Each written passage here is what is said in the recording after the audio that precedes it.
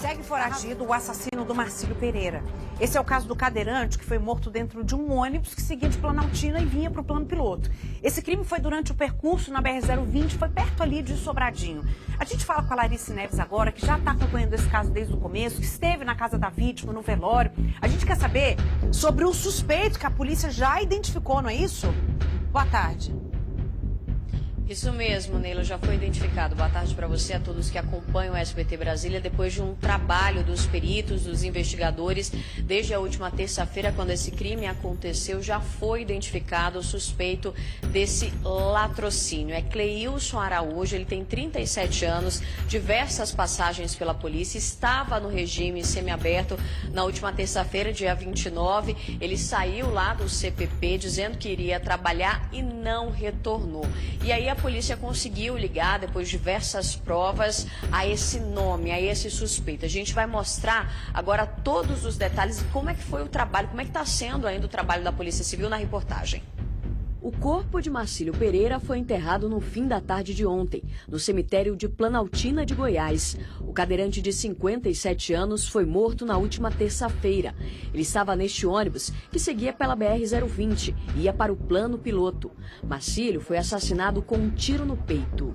Ele reagiu a um assalto, tentou segurar o ladrão pelas pernas e foi baleado. O circuito de segurança de um veículo que vinha bem atrás mostra o criminoso depois da ação. Ele desce do ônibus com uma sacola na mão e atravessa a rodovia. As imagens da câmera ajudaram na identificação do assaltante, mas o trabalho dos peritos, que fizeram uma varredura no ônibus e nos objetos levados e abandonados pelo criminoso, foi primordial. Eles localizaram em um dos celulares recuperados a digital do homem. Cleilson Araújo é o principal suspeito. O acusado de 37 anos tem passagens por 13 crimes: roubo, formação de quadrilha, receptação, corrupção de menores e porte de drogas. Ele cumpria a pena no regime semiaberto. Na última terça-feira, saiu do Centro de Progressão Penitenciária para trabalhar e não voltou. Ele está foragido. O mandado de prisão pelo latrocínio já foi expedido. Testemunhas que estavam no ônibus também o reconheceram como o autor do crime. A família de Marcílio pede que ele seja localizado o mais rápido possível. Eu só peço um apelo aos políticos, à segurança. Procure o rapaz, prenda o rapaz, porque se ele matou um, para matar outro, gente, é daqui para ali, ele mata outro. Mais um, né, morto, indefeso, não tinha condições nenhuma de não passava ameaça para ninguém. Eu acho que esse rapaz que atirou, ele tinha que perceber que ele é um cadeirante, gente. Sem movimentação no braço direito, dificuldade para falar, deficiente físico, gente. Difícil é você lidar com a justiça, que é até justa, dá possibilidade de ressocialização para um preso. Mas aí a gente avalia, será que esses presos têm condições de sair? Porque, como disse a sua reportagem, Larice Neves, 13 passagens pela polícia por diversos crimes. Uma pessoa que vai e volta 13 vezes. Ela realmente tem que ganhar autorização para sair, para trabalhar? Ela já mostrou que o trabalho dela é o crime, vai sair 14 vezes? Matou alguém, vai voltar. E sabe o que vai acontecer quando ele for encontrado e preso? Se a justiça colocar ele fora de novo porque permite, porque a lei diz que pode, ele vai cometer crime de novo. Ele não vai pedir para lavar um prato para ganhar um dinheiro porque ele acabou de sair da cadeia. Não sei nem se alguém deixaria ele lavar um prato que acabou de sair da cadeia. É difícil, eu sei que é difícil, mas se o caminho do crime for sempre esse, vai ficar nesse chove, não molha, volta e sai, enxuga gelo. E a sociedade morrendo na boca do cano do revólver de um caba desse, que tem coragem de matar um cadeirante. Um cadeirante que estava ali para salvar a vida de outras pessoas e perdeu a dele. Alguma pista de onde possa estar esse suspeito que tem várias passagens pela polícia, mas foi autorizado para sair para trabalhar? Neila, a Polícia Civil está recebendo diversas pistas, muitas ligações de pessoas, dando algum indício de onde possa estar esse suspeito. Você falando da questão aí que ele saiu para trabalhar, que ele estava no regime aberto, e o monitoramento, né? Eu acho que é o que a gente se pergunta principalmente na situação. Foi liberado para trabalhar, mas quem garante que ele realmente saiu do CPP, estava saindo e indo trabalhar todos os dias? Eu acredito que tem que ter um sistema para verificar se a pessoa que recebeu essa liberação está cumprindo mesmo. A gente vai conversar com o delegado responsável por essa investigação Delegado, como é que estão as investigações? Vocês parece que já foram a endereços que estão ligados a esse suspeito e nada foi encontrado até o momento, né? Boa tarde. A partir da divulgação da imagem e qualificação desse suspeito, o provável autor do latrocínio, nós fomos a vários endereços, estamos recebendo denúncias por meio do 197, mas até o momento ele não foi localizado. Acreditamos que em breve ele será preso e levado à ação da justiça. Agora, a perícia da Polícia Civil fez um trabalho enorme. O senhor estava me contando que eles fizeram alguns trabalhos nos celulares que foram encontrados, que ele roubou e abandonou logo em seguida, e também no ônibus, 2 perícias. Logo após o cometimento do crime, a 13ª DP conseguiu localizar todo o produto do roubo. Os celulares estavam dentro de uma sacola, enterrados no monte de areia, na quadra 10, conjunto B. Nós então submetemos os aparelhos celulares a exame pericial e os papiloscopistas lograram êxito em localizar entre as impressões digitais uma impressão digital do Cleilson, pessoa que já tinha até então 7 passagens por roubo à mão armada, afora o latrocínio cometido anteontem, além de passagens por formação de quadrilha, corrupção de menores, posse de drogas e receptação, crime pelo qual ele estava cumprindo pena no galpão do CPP no CIA. E a perícia no ônibus? Vocês realizaram 2 perícias, né? Uma, inclusive, onde esse veículo foi lacrado e vocês colocaram uma luz, que é uma luz que tem que ser incidir sobre esse veículo à noite, né?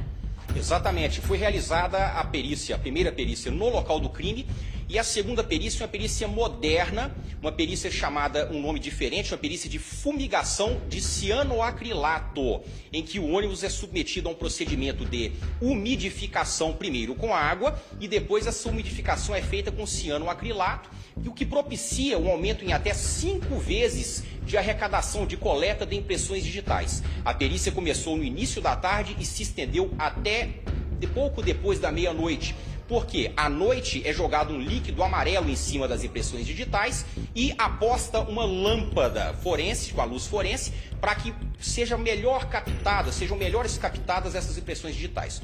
Foram coletadas aproximadamente 106 impressões digitais no ônibus e acreditamos que terão também impressões digitais do Cleilson, que inclusive foi reconhecido com certeza e precisão por 5 passageiros do ônibus como sendo o autor dos disparos. Neila, você tem uma pergunta pra gente? Pode fazer. Eu tenho, doutor Hudson. O senhor falou aí da ficha criminal desse rapaz, que dá até arrepio. Como é que um cidadão desse é solto para trabalhar? Você não ganha nem uma tornozelinha eletrônica, uma tornozeleira pra gente saber onde ele tá? É fácil assim para um cidadão desse ir para voltar pra rua de novo, né? A Neila está perguntando, questionando como ele recebe esse benefício da prisão ele consegue sair para trabalhar e não tem o monitoramento da justiça, delegado? Eu não sei nem se o senhor consegue responder para a gente, mas é uma pergunta minha, um questionamento meu, imagino, de boa parte da população. Porque se ele fez isso uma vez, fez isso na terça-feira, ele pode ter feito outras vezes e, ninguém nem saber de nada. Quem pode melhor falar a respeito é a Subsecretaria de Sistema Penitenciário e a Vara de Execuções Penais. De antemão, nós sabemos que há, sim, todo um acompanhamento, é feito um monitoramento a respeito do cumprimento dessa obrigação de trabalhar com relação ao preso. Nós acreditamos que ele possa ter feito isso na data de ontem, mas de anteontem, mas quem pode falar melhor é a Subsecretaria do Sistema Penitenciário e a Vara de Execuções Penais. Há monitoramento, eu não sei dizer em qual nível, com qual eficácia. Não teria um monitoramento eletrônico, o senhor acredita? Seria uma verificação apenas se ele estaria indo ao trabalho? Eu acredito que o eletrônico, de fato, não tenha ocorrido, ao menos nesse caso, porque senão nós teríamos conseguido comprovar de imediato que ele não estava no local em que deveria se fazer presente, mas sim na região de Sobradinho, cometendo roubos. Obrigada, viu, delegado? Então, a justiça precisa se modernizar, né, Neila? A gente sabe que tem tornozeleira já disponível e, nesse caso, seria um caso super indicado para saber mesmo se o preso que recebeu aquela condição, esse benefício, ele está indo trabalhar. Senão, ele pode estar saindo para cometer um crime como esse que esse suspeito cometeu. É com você aí no estúdio. Pois é, lei a gente tem o suficiente, às vezes a gente peca na hora de fiscalização. Regra a gente tem, mas às vezes o povo não obedece. Tornozeleira eletrônica tem, mas às vezes está faltando, não tem para todo mundo. O cobertor é curto e a violência é grande. O que a gente precisa? A gente precisa se mobilizar, né, Lari, doutor Hudson? A gente precisa se mobilizar como sociedade, pedir segurança de forma efetiva. Não é só falar a gente precisa de justiça e de mais segurança. A justiça está aí e está escrito, ele pode sair, ele pode voltar, mas em que circunstâncias? Será que a gente precisa mudar alguma lei? Será que ela não está atualizada para o tempo que a gente está vivendo? Ou será que a gente tem que cumprir a lei que existe? Ou será que a gente tem que fazer vaquinha, comprar tornozeleira eletrônica, chip, sei lá o que for, para poder monitorar quem está saindo? O que não pode é ter todo esse sistema, ter o Ministério Público, ter as delegacias, ter o sistema carcerário, ter tudo isso, e as pessoas continuarem morrendo nas mãos de quem tinha que estar preso e não está. Ou se saiu para trabalhar, tem que sair em condição vigiada sim. Uma coisa sou eu sair para trabalhar e voltar. Outra coisa é uma pessoa que já tentou matar várias vezes, que tem 13 passagens, que já matou gente, sair para trabalhar sem que ninguém saiba onde está. Pelo amor de Deus. É de deixar a gente indignado. Porque o bandido tá solto e a sociedade está presa. A gente vai continuar assim até quando? Como é que a gente pode mudar isso? Vamos fazer isso, vamos pedir ajuda, vamos pedir aula para o delegado, vamos pedir aula para a secretaria que segura esse pessoal lá na carceragem penitenciária, do sistema penitenciário, para eles darem uma aula para a gente aprender. Como é que a gente tem que pedir melhorias, o que a gente tem que fazer? Alguma coisa tem que ser feita. O que não pode é a gente ficar morrendo dentro de ônibus, é motorista e cobrador não poder sair de casa, porque sai e não sabe se volta. A gente tem uma responsabilidade social e a gente tem que se juntar para pedir isso. Muito obrigada a vocês aí pelos esclarecimentos, obrigada ao delegado pela entrevista.